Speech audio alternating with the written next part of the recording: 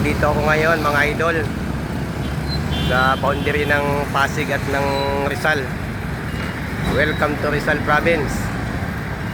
Dito yan matatagpuan sa may C6 Road mga idol, mga ka-construction. Dito nag-shortcut o dito lumulusot yung mga galing ng Bikutan, Alabang, Sukat, Paranaque. Ito yung daan na mapapabilis yung pagbiyahe mo kung nagagaling ka sa mga lugar na yan.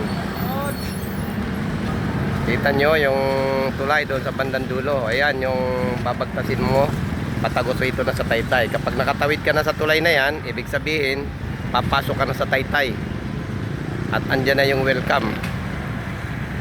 Welcome to Province Rizal.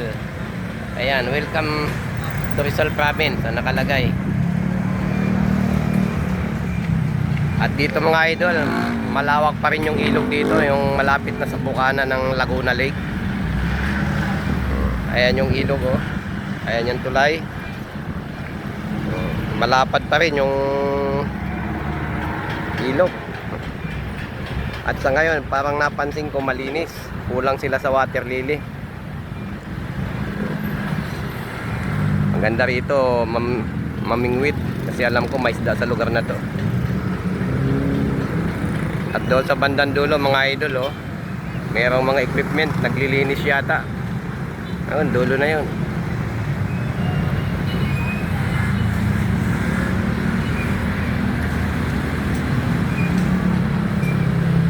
Medyo maayos ngayon yung dagat dito, yung ilog.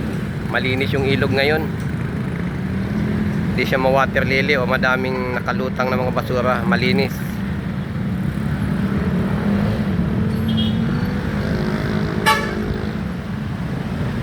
At may mga pailan-ilan din na nagbabangka.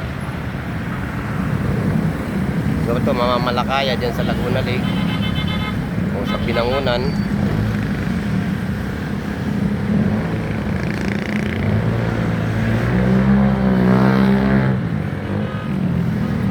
Mga idol, baka pwedeng makahingi sa inyo ng suporta sa aking YouTube channel, Ariel Vlog, at ganoon din sa aking Facebook page, Kabakal Vlog. Maraming salamat mga idol. Pa-support naman.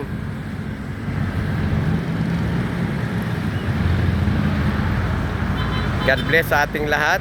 At hanggang dito na lamang. Muli, pagpalain tayo ng kung may kapal sa araw-araw nating pamumuhay. God bless.